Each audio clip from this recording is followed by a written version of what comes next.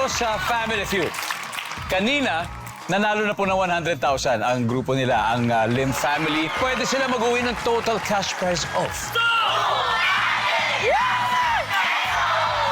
At panalo din ng 20,000 ang napiling charity. Ms. Olen, ano pong napili yung charitable institution? Ang charitable institution namin ay ang Kapuso Foundation. Of course, because of Tita Mo. Yes, thank you. Thank you very much. Yes. Okay, now it's time for Fast Money. Give me 20 seconds on the clock.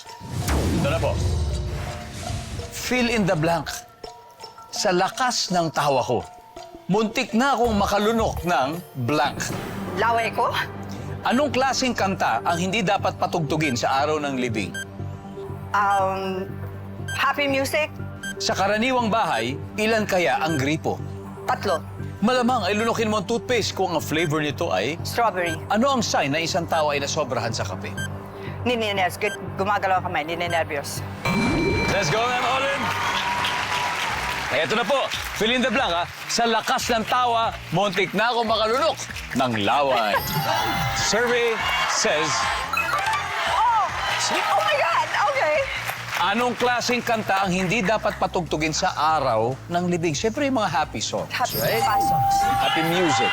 Survey, Oh! very good. Sa karaniwang bahay, ilang kaya ang gripo? Sabi niyo, 3. Sabi ng survey. Boom! Very good. Malamang lunukin mong toothpaste kung ang flavor ito ay strawberry. Sabi ng survey. Oh, yeah. Ano ang sign ng isang tao ay nasosobran sa kape? Ninenervyos. Survey. Yes. I'm good. I'm good. Thank you. 76 to go. Oh, pwede pa. Let's welcome back Melo. Yay! Hi, Melo. Pare. Yes, Okay. yes. Good news. Okay. Okay, eto na. Si Miss Olen na nakuha ng 124. Wow. Diba? 40 na lang. 76 na lang. Tapos na. Okay. Champion na kayo. Jackpot na tayo. So ito na po. Sa punto ito, makikita na po na manonood ang sagot ni Miss Olen. At bigyan niyo kami ng 25 seconds. Eto na. Good luck. Fill in the blank. Sa lakas ng tawa ko, muntik na akong makalunok ng blank. Buto.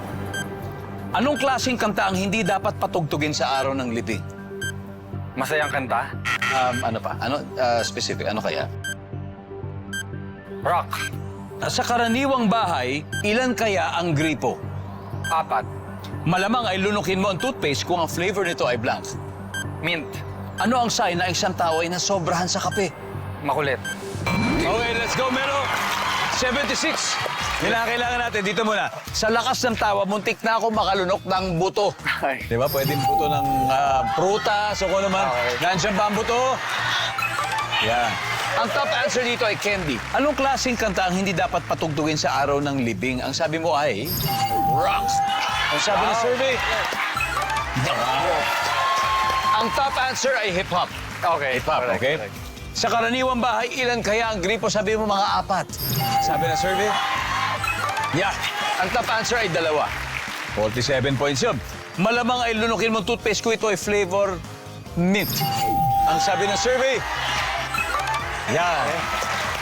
Ang top is strawberry. That's the top answer. Wow. Ano ang sign na isang tao ay nasobrahan sa kape? Sabi mo makulit. Makulit. Hyper. Yes, Diba? correct. Hyper. Ang sabi ng survey ay... Wow. Ang top answer ay hindi makatulog. Okay. Yan. Anyway, Melo, congrats pa rin sa inyo. Thank you. Lim family, nanalo pa rin kayo ng 100,000 pesos. Ha? Ayos. Yeah.